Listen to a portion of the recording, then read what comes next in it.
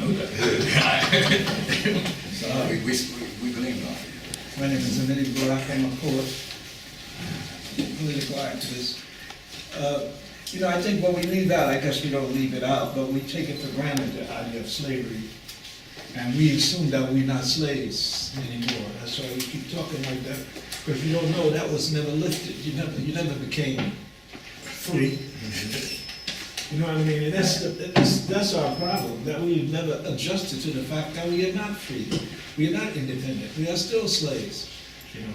And you want to find out about your life, read those books, but until you challenge the very system that has imposed this slavery on you, you will never get rid of it. You know, that's the point. You can't get rid of slavery by just being yourself.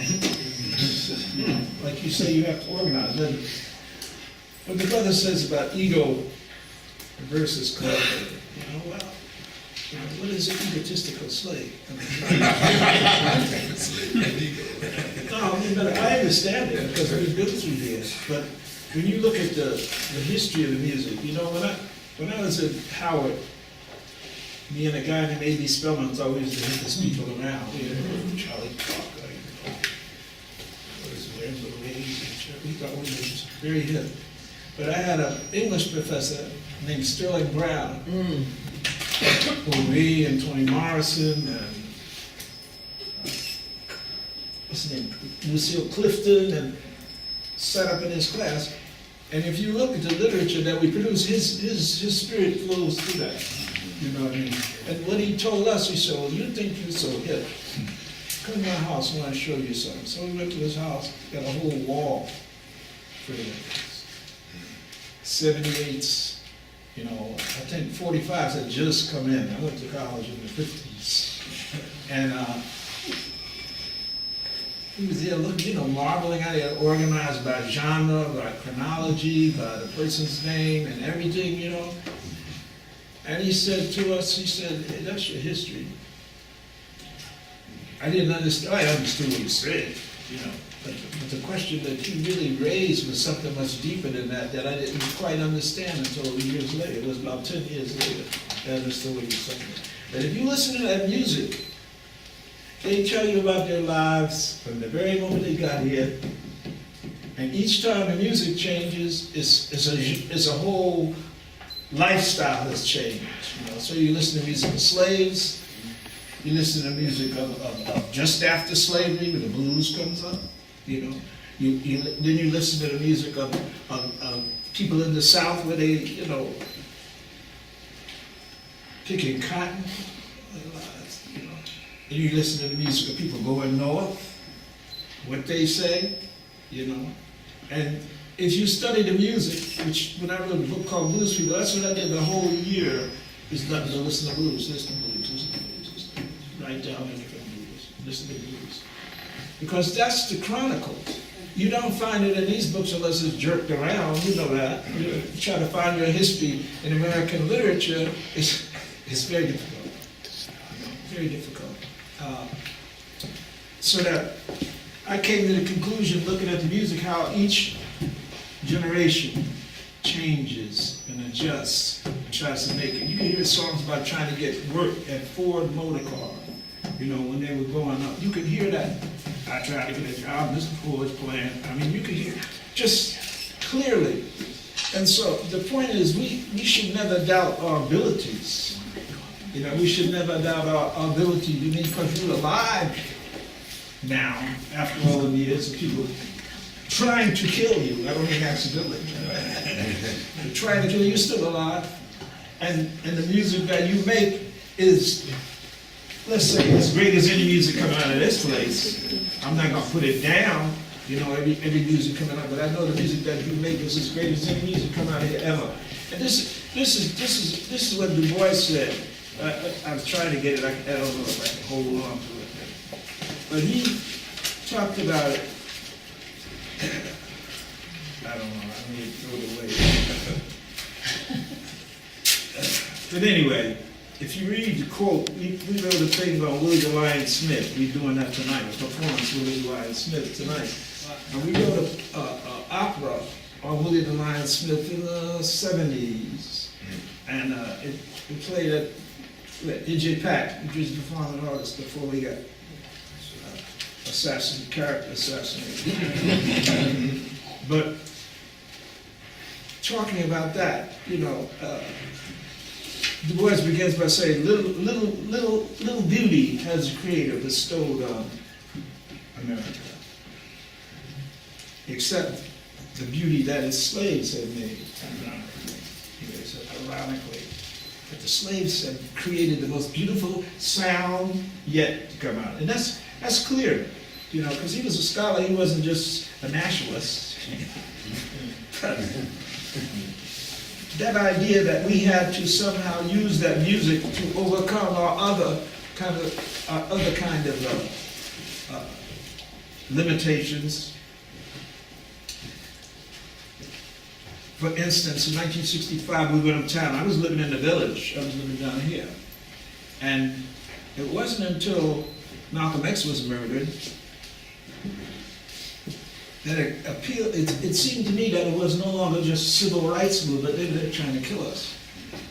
So we moved, a bunch of us moved from the village to Harlem. I'm at 30th Street and Lenox Avenue.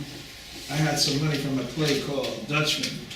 And so we rented a brownstone, chopped down the walls and stuff, put a theater down there, built a school, a Black Arts Preparatory School. And what our idea was this.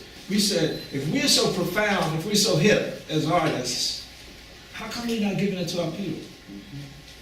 And that's what the Black Arts was, 4 trucks a day, 4 trucks, one music, one graphic arts, one drama, one poetry. And we would go to different places in Harlem, play streets, playgrounds, dead ends. We went, and even when we brought up musicians that were supposed to be way out, like Sunrise, the people didn't know it was way out. They started dancing. They thought it was dance music. There's a dude that was there. So the whole idea that it's like the play Dutchman. Well, you know, they said it's a great play. They gave me this Obie Award. When I took it uptown, they said it was racism. Because when you speak to the people directly with what you're saying, rather than going through the whole thing of American theater, that's just profound. You know what he's saying, but it's just profound. But when you actually speak to those people who understand, because they've been in the same situation, not that they are so profound, but they've been in the same situation, so you say something, aha. And so the sounds you make don't come necessarily from the studio or from music school. There's a lot of the music that comes from your life, you see. And ultimately what we have to do, like the brother here intimated, is to organize ourselves to do 2 things. One, we have to overthrow the system. That's clear. So don't report it to nobody.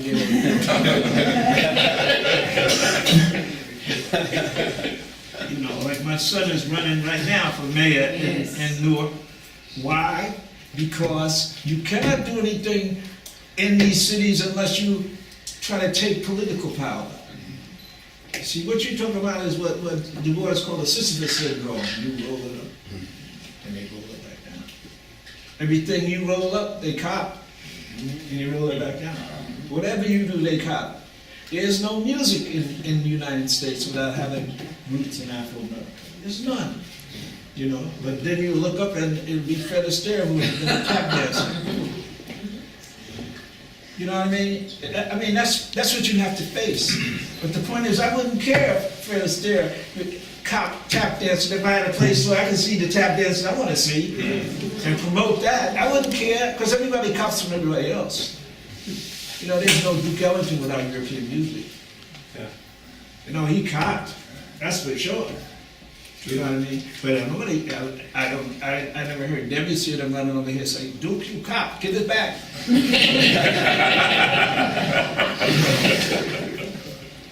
But the question is, our question is basically our freedom, our self-determination. That's what it is, our self-determination. It's nothing else. And the arts have to be supported and created, because we bring them to people who never heard certain things, they get ideas they never had before. Like when I first heard bebop, Some of the ideas I heard when I first heard Through Line of Smoke, I never knew there was those ideas in the world before. I never thought like that before. You know, it's just impossible. You know, you say, oh my God, that's weird. What is that? You know. So the arts have to be supported. They have to be supported. And you have to understand that you're going to cop from everybody in the world. You can't close out anybody. You hear something, you dig it, use it. But at the same time, you must protect yourself politically. You have to fight politically, and the artists have to be involved in that. You know. The only stuff in Europe that's happened is because this weird poet wanted to come over here and do some stuff. You know, my hometown. So the point is, you do that because you must do that. You must support the arts. You can't walk away from it. You have to, you know, and you have to support political struggle. That's fundamental. We thought we had got over when we got this black dude. But first of all, many of you don't understand that he didn't create capitalism. That's right. You know what I mean? My grandmother used to tell me about jealous crackers, but I didn't know she meant the Republican Party.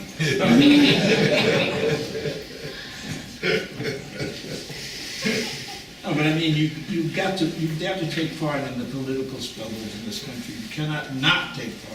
You cannot get a place to play unless you struggle with these people downtown. You know. So that's fundamental. And if you take your mind off struggling with them politically, you're not going to do nothing. You know. That's it. Thank you. How much time we have?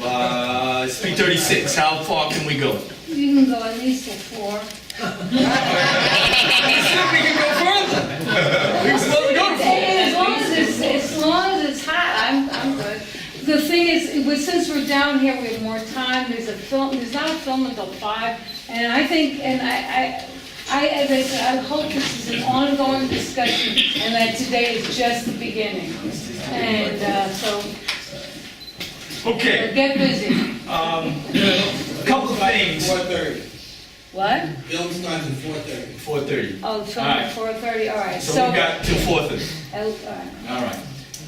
A number of things that were raised that I think we need to talk about, then whoever wants to address it on the panel, and then one of the things that we want to do is we want to hear kind of from the audience.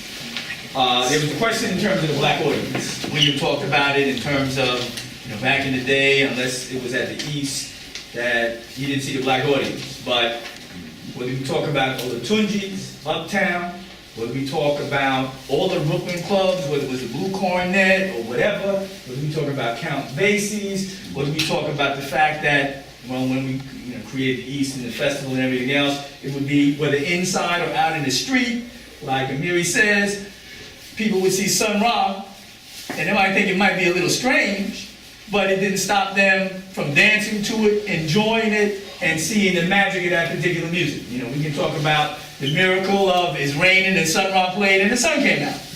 All right? Because that actually happened. We saw that.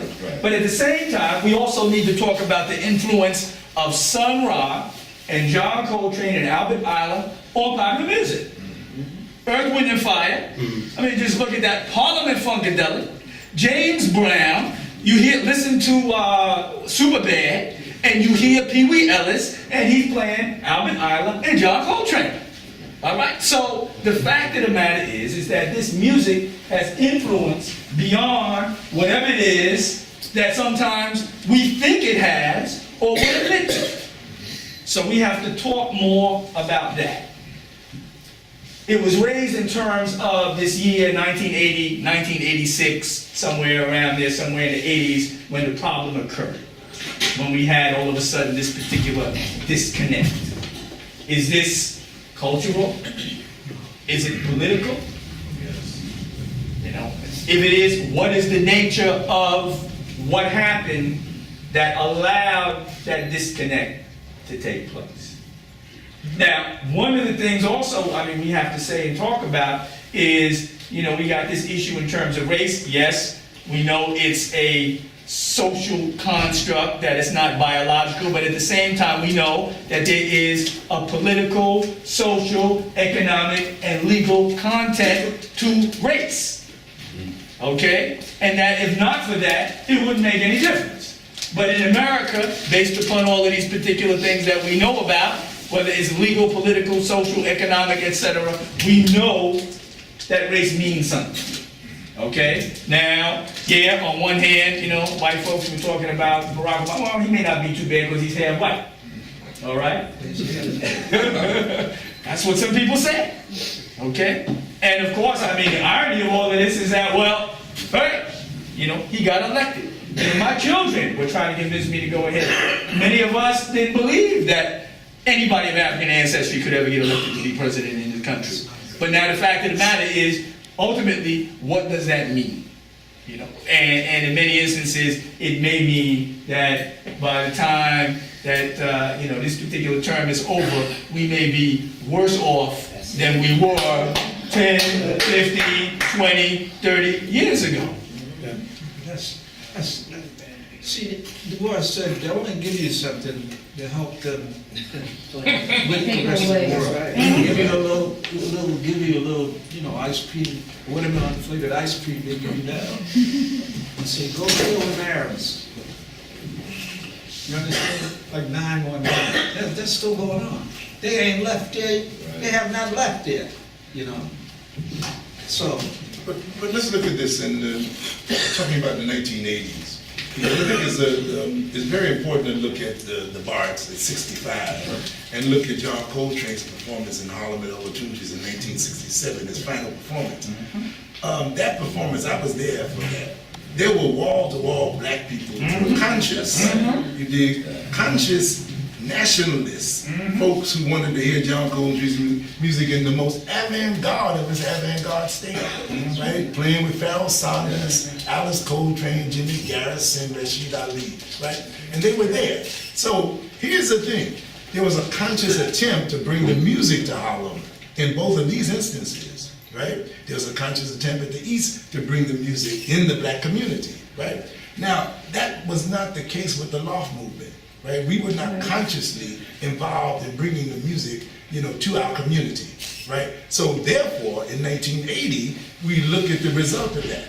Yeah, we look at the result. We look at Ronald Reagan coming to office with his agenda, which is about going back to Philadelphia, Mississippi, and acting like we didn't exist, right? And we look at the fact that we hadn't built anything for that decade, yeah?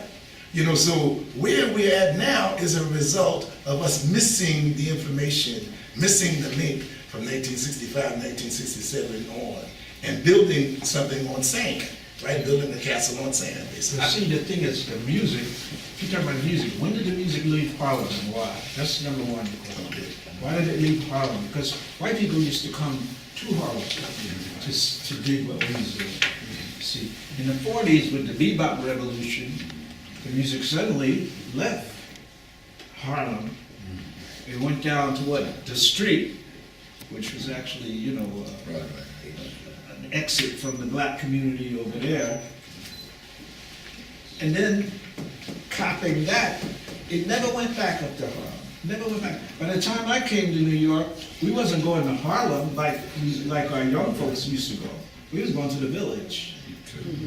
You understand? If I was in the 20s, I would have gone to Harlem, to go check Langston and then to write poetry and some of them. But we went to the Village. Why did we go to the Village? Because that's where the art was. The art had left Harlem, come down to the Village. That's why we, in 65, we tried to bring it back. Right. But we had no institutions, just that once we acted stupid and didn't organize, and they shut that off. Sure. That last record, New Wave in Jail. Oh, yeah. Concert down at the Village Gate, Right. you know, training them. That was it. Once they saw the intention was to take the stuff back. But obviously, the roots had been planted because 2 years later, you know, Train's concert was sold out. You know, so the effect of that was very strong, very powerful. Well, you're gonna see Harlem sell out many concerts now, because the mechanism has been in place where the big guns can make money. You know, the guy was head of Time Warner, the black dude, he's opening a club up at where was the old club where they used to play? Barry Monk used to play it, yeah. Mittens Playhouse. Mittens. This guy just bought Mittens. He's gonna open up a club. There's a place called Mist on 116th Street that's got a theater. I mean, I think, what's the name, the trombone player there, Craig Harris plays there every Thursday night. It's gonna open what's the name, Red Rooster has a place called Jenny's down in the basement. So, yeah, because now different forces are moving into Harlem. See? And pretty soon it's gonna be the same thing, to be staring out there looking at that. Well, to me, one of the beautiful things I'm hearing from both of you is that we have to think about the power of diaspora. And one of the most influential subcurrents of the 20th century was the way African Americans had moved to Europe after the wars. So if you look at Weimar Republic Germany, if you look at what happened with Ragtime and Josephine Baker, her influence, if you look at early Marcel Duchamp's paintings and the Cubist movement, he was trying to draw how Josephine Baker was dancing, or the list goes on about the way the visual arts, the sonic arts, to me, when you're talking about a decade that wasn't built, actually, that's the only place I would disagree is that I think hip-hop came in with sampling, and collage became the new vocabulary. So people were responding to the records, but breaking the records apart and mixing them up in ways that would not be imaginable before tape collage, before computers. So if you have someone like Steve Reich in the 60s doing tape collage, Hendrix was doing tape collage, Not necessarily. No, I played with him, so I'll tell you. No, but his studio albums. Yeah, his studio albums they were did. laying tracks, exactly. But before that, you had Les Paul with 4 tape machines. So I'm trying to say that in terms of the history, and to address Les Paul married 4. He played the bass part. No, I'm sorry. He played the bass part, the part he disliked the most. He played the bass part, and then he'd start overdubbing guitars, and he'd do about 6 tracks of her voices, and he would do some of the early stuff. So I understand this, but was that spiritual to me? No. So I'm just saying, but it was good music. I listened to it when I was a kid, and so. But I'm saying that Mamo had mentioned how you draw on everybody, gleam on somebody else. We all gleam on something. We go, when we compose. You say you compose music. I bet you couldn't play 3 notes that we haven't heard before. Do you understand? I'm sorry. I don't believe so. I don't care what mathematics you got or anything. The only thing that might have heard before was what he's talking about. Trained in his sheets of sound that scared people. Things of that nature. Because it was sheets of sound. And things of that nature. So you listen to the music and you wonder.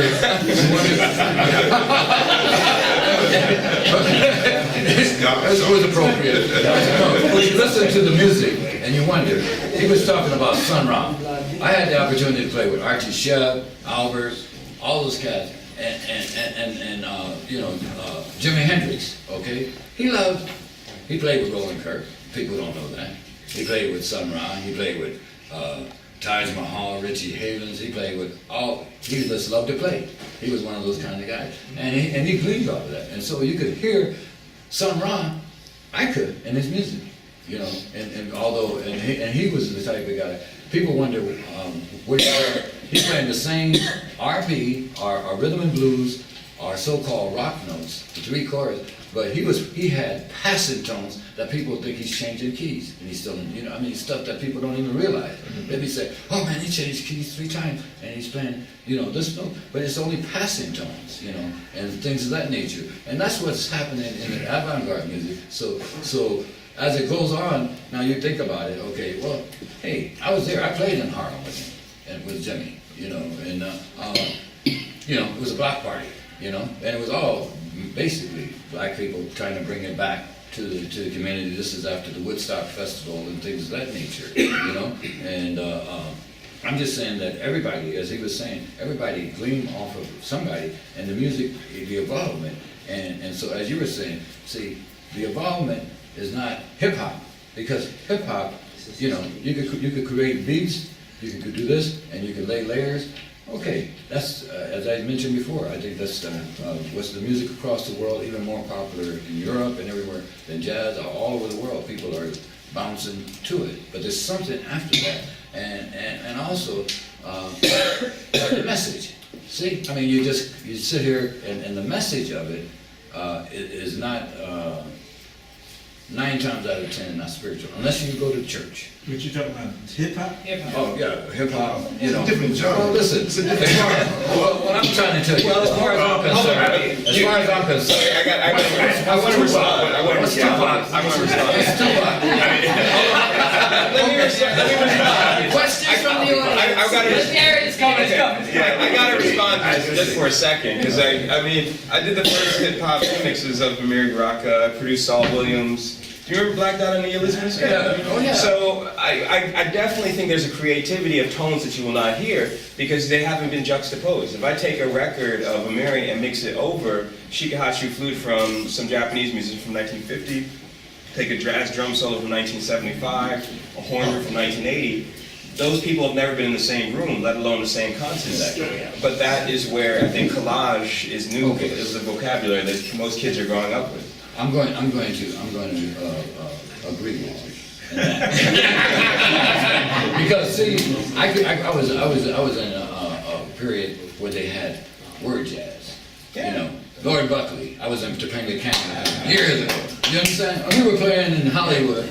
I'm talking about in the early '60s. You know, and it was word jazz. And this guy spoke crazy, did he not? Do you know what I mean? I'm just saying, you know, and he had cats. We were all playing free. He didn't write no music. Do you understand what I'm saying? So, you know, as far as hip hop, you know, I lost my respect when Tupac passed because he could raise your emotion poetically in a sentence. But it's changes. Do you understand? Thank you. So I'm just saying. I think it's very important because, and I think it's kind of you know, unfair a little bit because I don't know how old you are, but I mean I'm assuming that we're, you know, around. I'm twice as age. Yeah. There, you know. So let's talk about, because I think that the important thing to address here is technology. Okay. And technology has become an intricate part of the world in a large way. It has changed the nature of how we listen, how we operate, just period. How we even just like eat, you know, deal with our fellow man or woman. In music, I feel like, you know, when I was growing up, I was listening to like one of those sounds that was coming out of my uncle's room was Parliament Funkadelic. And you know, he was messing with electronics. I was messing with electronics. I mean, you know, there was all these other sounds that are being created. Like, you know, whether we want to, how we want to look at those sounds and how we want to like perceive that. Hip hop to me can be very trite at times, but I think you can't kind of look at something that like certain artists, like a la DJ Spooky, in the same. You can't put them in. You can't just lump them in the same. That's just like us lumping certain jazz cats into the same category, saying like, oh well, you know, Wynton is like William, or you can't. I mean, and just from the response of the audience, you understand what that means by me just saying that. So you can't say DJ Spooky, and then you can't, you know, just throw out some puff that. Yeah, puff. Like it's like, whoa, it's not even the same. Like we're in total different universes. So dealing with the decolonization, one of the things I think is imperative is the relationship between older musicians, older philosophers, poets, teachers, and the younger generation that is existing now, that is being creative, unique thinkers. You know, and there has been an enormous lack of African Americans or people of color, I feel, in that, you know, of my age. I couldn't literally build a band with just my age group. It would be literally impossible to build a band just of people of color. But here's the point. There's no problem with hip hop in the black in its acceptance in black communities. I mean, you know, it's a different genre anyway. Creative or not. Hip hop is theater.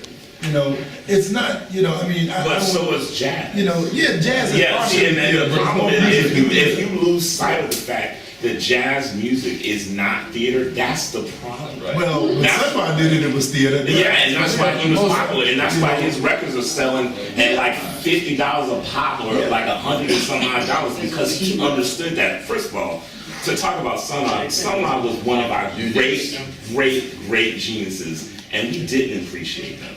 We did. Some of us. Yes, but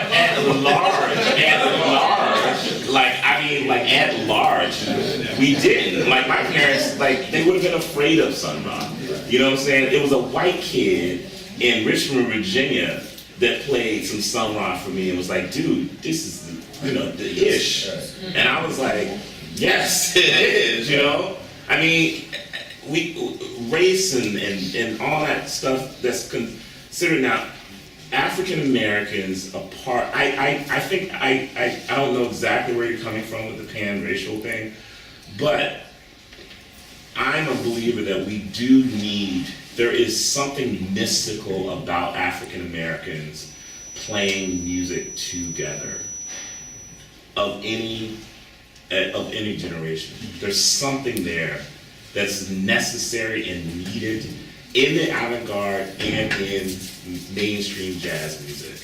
You know, the thing when you're talking about, I mean, hip hop has the same problems the rest of us have. Yes, At a certain point, they decided it was too wild.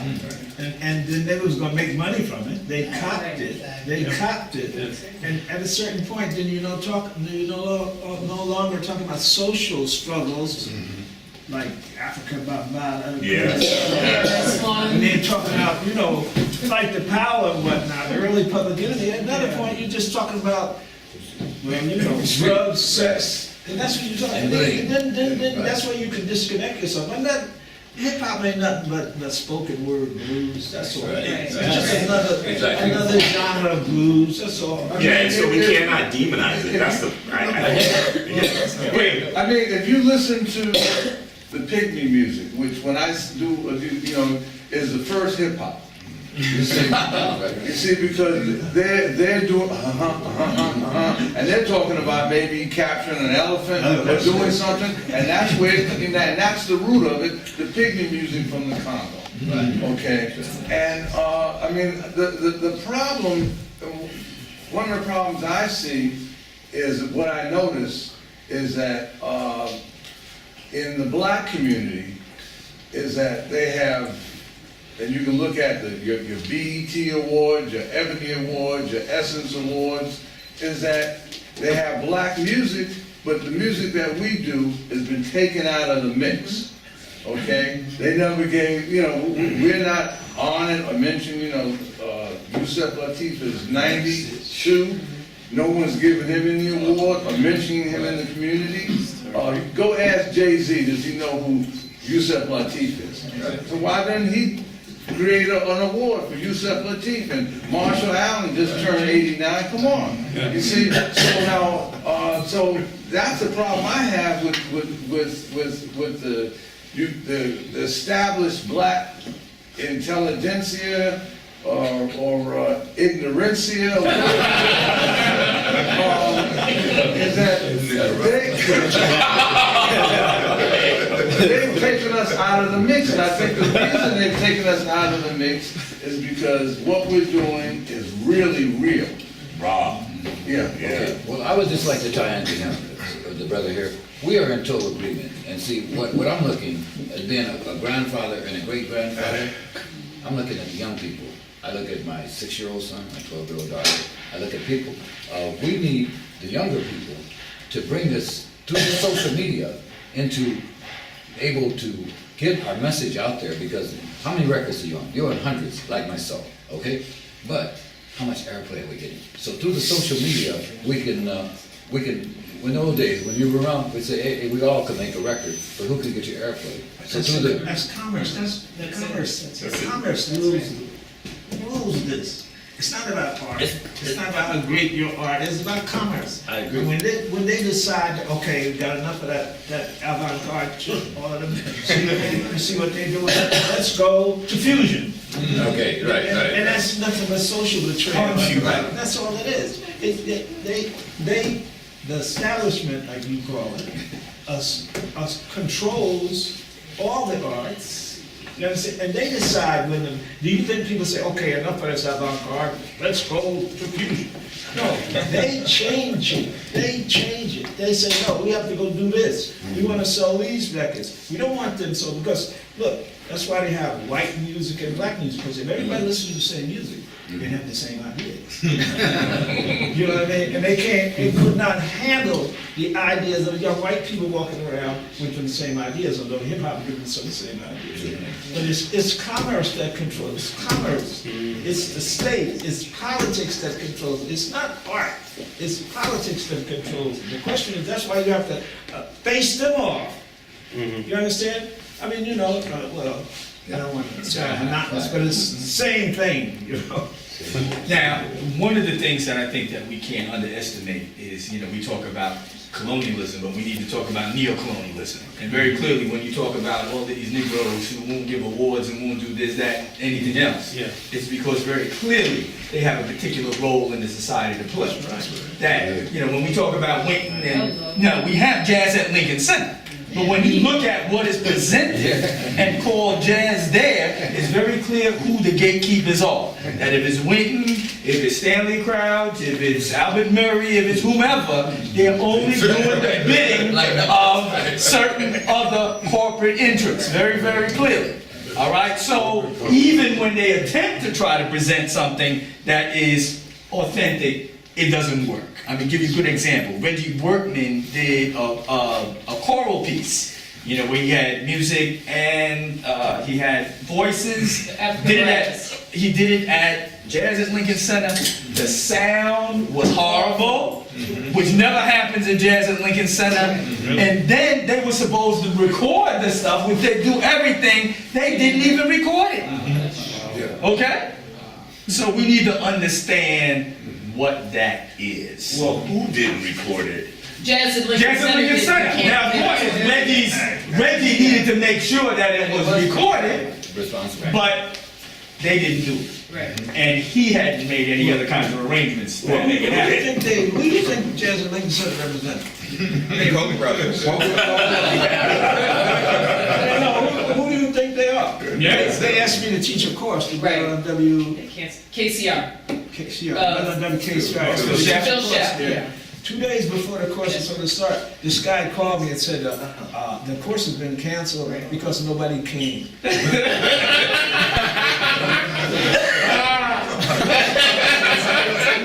We've heard that before. That's what I mean. You know? We have a half hour. We need some comments and questions from the audience. Now, here's how we have to do it. Hold on. Let me explain the methodology here. All right? Raise your hand. I'll give you a number. 1, 2, 3, 4, 5, whatever. When your number is called, remember your number. That's who you are, okay? Number 1, that was the first hand. Number 2, number 3, number 4, number 5, number 6. All right, we're at 6 right now, okay? Right now, number 6. Number 1. Yes. I'm very happy that everybody started to talk about this technology and this, you know, the reality of our life now. It has nothing to do with racism or whatever it is. As a humanity, race itself is now we are forced to be a slavery of technology industry. And industry is completely related to the capitalism in such a way. So how, of course, technology is a great devices to fight against, and we can use that for benefit, but at the same time, no matter what it is, it's all about the culture of the how, which means you have to have machine, you have to have money to buy the contract, you have to have, you know, everything is completely related to capitalism you're fighting against. Right. What do you think about that? I love hearing that comment. I mean, everyone is sharecropping. I mean, the whole global economy is based on fictions of credit. I mean, so if you look ahead to the 2008 financial crisis, you know, it was a kind of an interesting moment where just billions of dollars just vanished. But money's like energy, it doesn't vanish. Somebody makes money, somebody loses money. But what was fascinating about the 2008 financial crisis is it was, you gotta remember America was something like 1%. If you go to places that are very extreme gap between the wealthy and the poor, like Brazil or Russia, we expect 1% of the population. Right, we're moving in that direction. So most people are just working to pay their credit bills, their rent. They're on a gerbil wheel. They will be, their children will be, and without a specific sense of how do we change the values of what it means to be in a capitalist society. Those are, I think, questions that music can help. But it's eerie because the 21st century, it's an information economy. Nobody's making physical goods anymore in the U.S. And there's more slaves now than at the peak of the African slave trade. And it's so systematic. Yeah. I mean, so human trafficking is at an all-time peak. Places like Nigeria, Saudi Arabia, India, Brazil, you name it. There's modern slavery in a way that it was deeply, if you go to a factory in China, they're living in the same way that an African American, company town slavery would have been in the 19th century. A plantation is just now a factory in Hong Kong. But I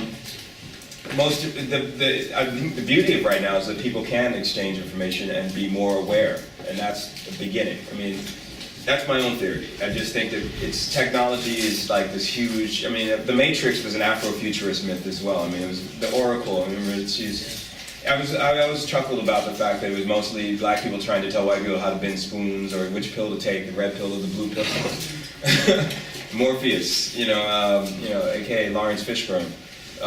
So I've always chuckled about the myths of this notion of the future because that's what Sun Ra was talking about with the altered destiny, is that we can make these choices. And I think his music is something that speaks very much. I mean, when you're talking about Sun Ra and frequencies, you got to remember he was using Bob Moog's instruments. The Moog keyboard was made by a mathematician and engineer, and so that's one of the most powerful instruments I think to hear. That instrument couldn't have existed without certain kind of technology. So. I think there's always room for discussion. I hope, by the way, I'm not the only one talking about technology. Because But the thing you said about slavery, you can go back to Harriet Tubman. You know what she said about the slaves? And she said, I could have freed more of them if more of them had known they were slaves. So you got these people all over the planet who do not respond to the idea. You say, you're a slave. They don't respond. They don't know what you're talking about. Right. So I want to tag on to that with, as Professor Fox said, I'm a firm believer. People talk here. I'm very Afrocentric. I'm very knowledgeable in rhythms from the African continent. But I'm a firm believer in one race. So let's take that off the table for a minute in terms of race as a human race. Malcolm was fighting for our fight. Wanted to take it to the United Nations. Malcolm X way back. Well, that's probably part of the reason he's not here, among other things. But dealing with the technology, and I'll go from there to technology to clear that, because in the 60s we were called racist, and we were just conscious. We've traveled all the world. A lot of us integrated and thus forth because we didn't believe in the system. But the system now is that people don't realize that we're all living on a plantation. It's slavery, black, white. It's under the capitalist system. So in terms of technology now, I think that, it's just like any other thing. We can use it, or we can abuse it, or it can abuse us. So I think that there are advantages to the technology to get a true message out, because there's no way that we're ever going to tap into the mainstream, because the message is about freedom, that we know we're not free, we're taking it to the world, and because we're a prisoner of the capitalist system.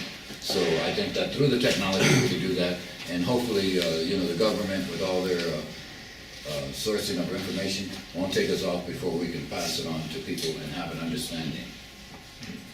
I just want to say one thing about this technology. Excuse me, but okay. With all due respect, I think it's time to turn it over to the audience. Oh, we got it. Are we going to Well, answer the question.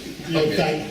Thank you, Vito, like, and I don't mean to be rude. No, no, you're not, man. No, you're not. Like, you know, because like, and even when you cut and I say, well, Sorry. like, give us a break already.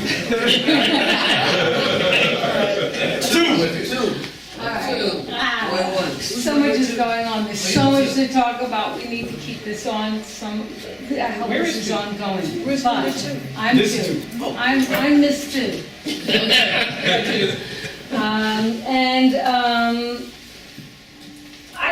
I think there's, part of the problem is that there is this desire to make it. And the problem is when you make it, what are you making? What is, then you have to look at what are you trying to make it and be successful and have a certain income and a certain lifestyle, or are you trying to change the world? You're trying to affect the world that you live in and bring up others with you. So what are you going for? And if you're only, like everyone, poverty gets really old. After for me, it started getting old when I was hitting in my 40s.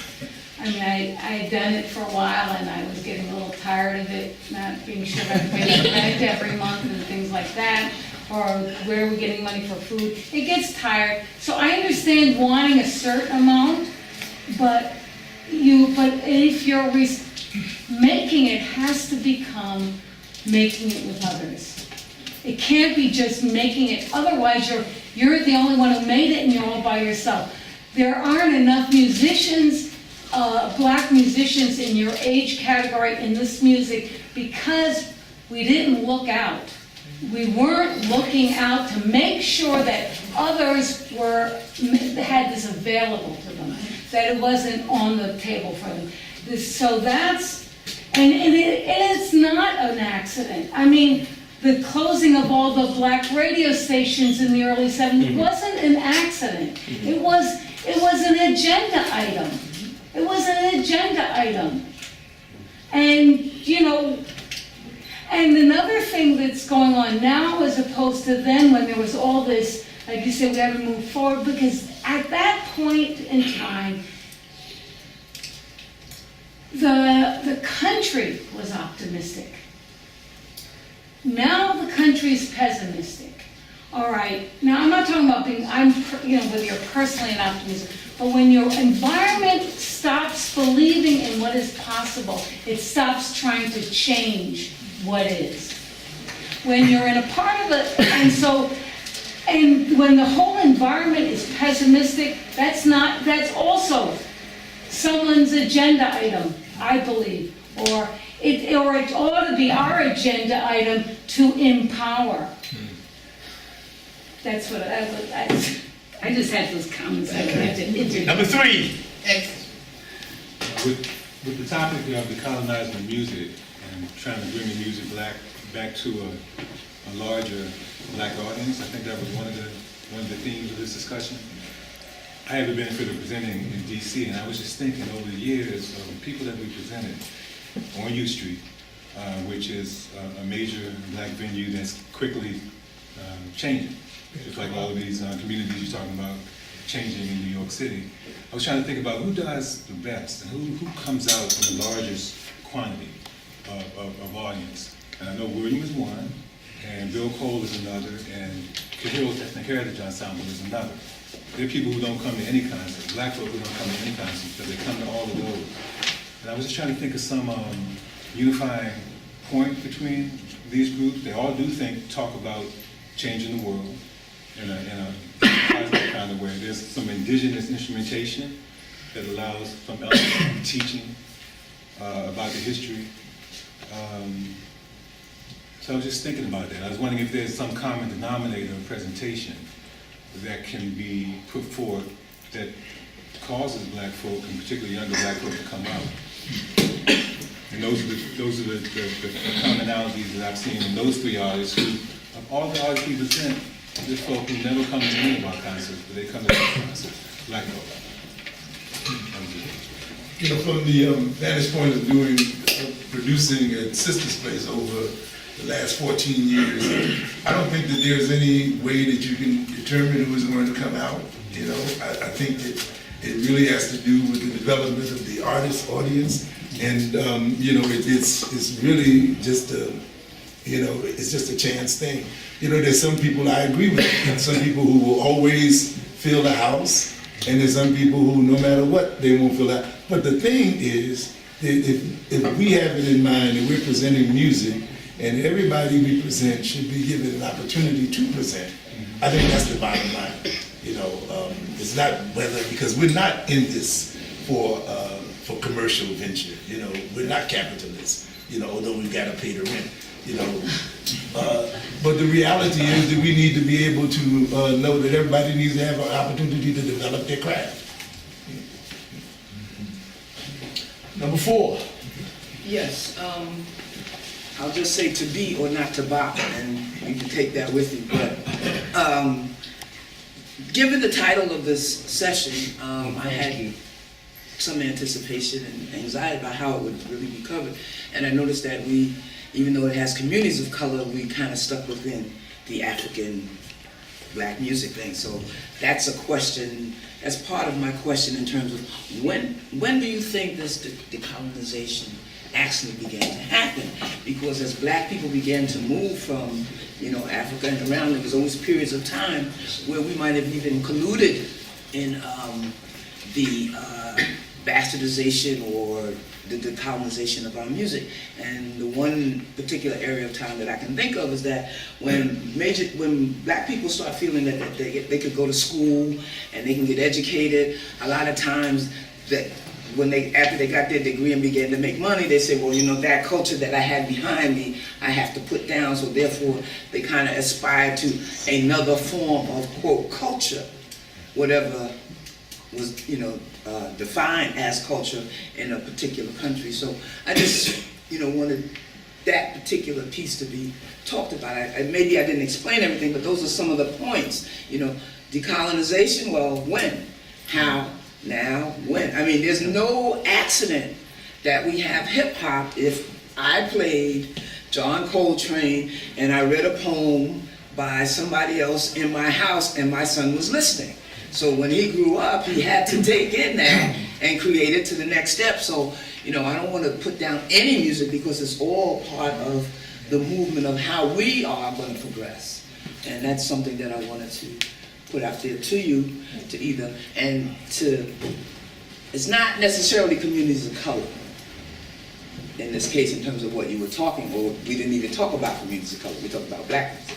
Well, it's just quickly, again, I think it's about business. If you cite like what the sort of the end of the civil rights movement, or what they said it ended, but it didn't, you know, like they used this in 1965. Okay, and if you can see what was happening, okay, WLIB had 24-hour jazz. You had WRBR.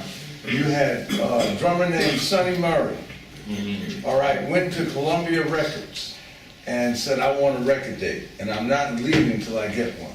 They gave him a record date.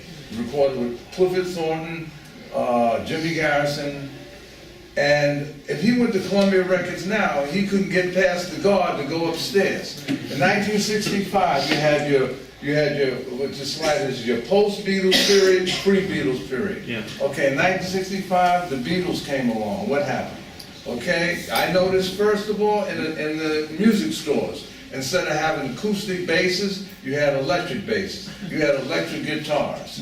You had Beatle wigs. You had Beatle dolls. You had Beatle suits. They even had a Saturday morning cartoon with the Beatles saving the world. Now, they never had a Charlie Parker cartoon or Thelonious Monk cartoon. Or, I mean, Thelonious Monk had some hip hats. They never had Thelonious Monk. So you began to see that what the agenda was is to push, you know, jazz was going down and popular music and rock music was going up. And it just went from there. You know, in every area, it just soared. Number 5. She wanted to. I just wanted to say, In relation to that, I remember when we were fighting for African American Studies Department out in California at Cal State Northridge, and I had a 6-unit class called Psychosocial Environment of Black People. And the first thing I would mention to my students was, how did you all get here? You know, because you must have practiced saying yes and raising your hand and getting all your A's as far as what it takes to qualify to get into this institution, which means you've been giving up your right to whoever you think you are for all of your life practically. So you left the guy who was fighting for you in grade 1, defending your rights, because they saw that you were being mistreated, and you would just turn your back on that person as they put him in special ed, you know. And so it's almost as though you have to remember the difference between what people are trying to program you to be and who you actually are.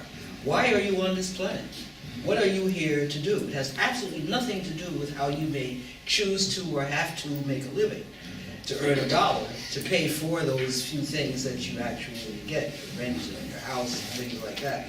So there's something higher in the purpose that we have here, and it's very fleeting because we don't even know how long we may have here as humans. As fast as the planet is moving through its cycles, you know, it's just incredible. Just the irony that my Uncle Ingram, who was a classical composer, was the foreman of the Panther 21 trial, where Afeni Shakur had Tupac and thanked him after the trial to say, you know, that now my son can be who he came here to be, you know. And Tupac was very impressed with the fact that his parents had a record of behavior that made him feel that he had to produce at another level. Some of that level caused a lot of other people in his age range to be jealous of the speed of his mind, you know? Yeah. And unfortunately cast him in a different light and made him a danger zone for taking his life. And we forget, for example, in the discussion of hip-hop, that we have many young people who are coming up in jail, so having to memorize and develop brain, how shall I say, strength in the memorization, in the putting together of words, in the constitution of the mathematics of who we actually are. And they're transmitting on levels that we may or may not even recognize, you know, in terms of the beats and so on, but the solitude of the meaning of those words. We don't realize how valuable these young people are today, who are carrying a tremendous burden. They are supporting 25 or 30 professionals apiece who make a living off of making sure that they're put away. You know? So we don't even realize that sometimes they are sending us subliminal and sometimes deep-rooted messages that carry on the struggle of keeping in tune with who you actually may be. We may resent some of the words that they may use, but they're telling a real story.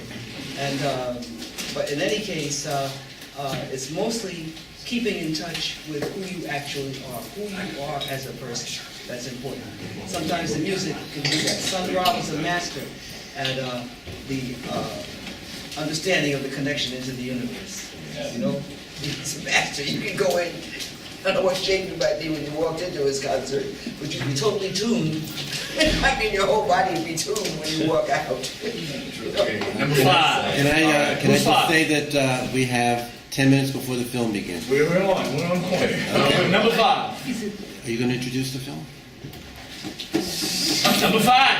I'm right here. All right. Say something. Bro, go ahead. Speak up. Okay, so it's going to be real brief. I'm glad that this panel is pretty much the center of where we have the discussing on the collectivism of communities, especially musicians and artists. I mean, I'm from Los Angeles, and Horace Tapscott pretty much proved a point. And thank you.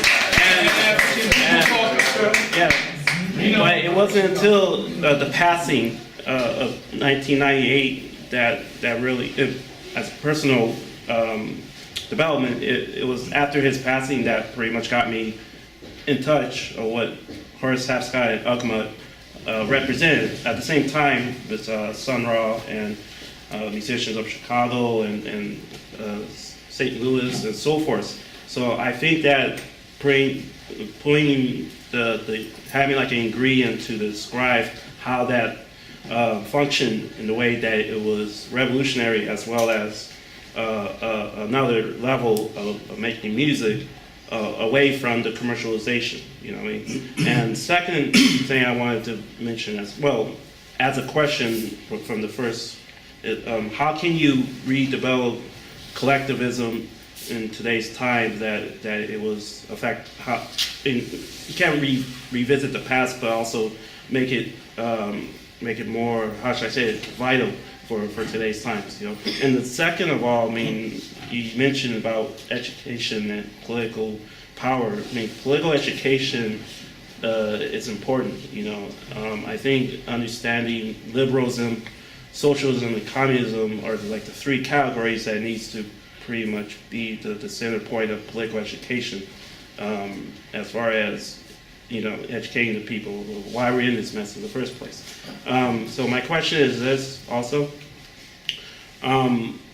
how effective can political education and technology could resonate the people in a way that is pretty much not divisive, but cultural, as well as in a cultural sense? Well, you know, the music changed when the civil rights movement came in. All that stuff we're talking about came as a result of what the people were doing. The people were struggling, the artists picked it up. And that's always, the people are the ones who are the igniters of any movement and any thought out here that's going to last. It's always the people. The question is, the artist has to tune himself to what the people are doing. What we need now, well, that's a long speech, but the thing about Obama was put in there to cool us out. As much as I was happy to see him, I worked for him, and this and that, he was put in there to cool us out. The loudest, the most fierce, the most cantankerous people on this planet was us, who opposed everything. Our favorite thing was fuck them. That was our favorite. But the question is, that cooled us out. That cooled us out. And we have to find a way to get back into our own zone. If you understand what I mean? Because that's why we function on politics, and maybe we got too deep into politics that we didn't focus on pushing the art. But at the same time, you can't have no art without the political struggle. You can't have it. They will shut it down. You know, the reason we worked in Newark, the guy come in, I'm rehearsing a play, dude come in there, a cop come and take the script out of my hand.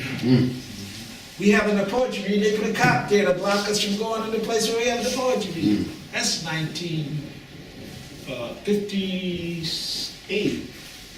Remember that in the Spirit House we did. Yeah. So that's why we said, no, we can't have this, we gotta get rid of these people, we gotta get rid of them. The problem was, we then elected 3 black dudes, or 2 black dudes, or 1 who is a similar person. And then that's when we first discovered that there were classes and class struggle in the black community. And everybody wasn't your friend because it was dark. You understand? So that's where we are now. We got up to the president thing. Now we find out about the president. You have to go through all of those levels, you see. So that's what I'm saying. Unless you're engaged in political struggle of some kind, you know, even to struggle to create art and to put it in the public, it's a political struggle. You cannot do it any other way. You know? They're going to teach you that you have to do it. Let me say this. Primary, I think, dealing with elementary school, and one of the things that we're using without reinventing the wheel to get kids to understand something about leadership is we're working with a book called The 7 Habits of Highly Effective People. They put out a book called The Leader in Me. We use that in our school to get kids to understand something about leadership. Yeah. And in fact, on Juneteenth, we're calling that Leadership Day, and we're combining these 7 habits, which really are about developing one's power from within out. Yeah. And so, you know, it is a technique that has been used. The guy who wrote this book, Stephen Covey, he searched all over the world and found the greatest wisdom and distilled it in these 7 habits of highly effective people. Y'all having a Juneteenth down there? We're having Juneteenth. I got to get back to mine. You know, so that's something you can take with you if you are really trying to move people forward. The leader would be 7 hours about this. Number 6. Number 6, I just wanted to say, it sounds like a joke, but what Amiri was just saying about, the police at the door when they did a poetry reading. I was on, and this goes back to the Lincoln Center. This goes back to the Lincoln Center thing because it sounds like a joke, but it was a corporate joke. I was once part of a reading in either the Allen Room or the Rose Room, and I went out. I was thirsty. I went out and came back with an orange juice, and 3 people attacked me.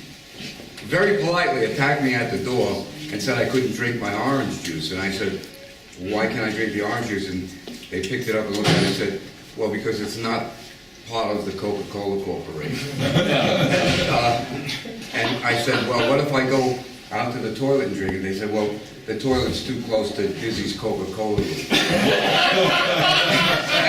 This is a true story. That's all I got to say. That's a good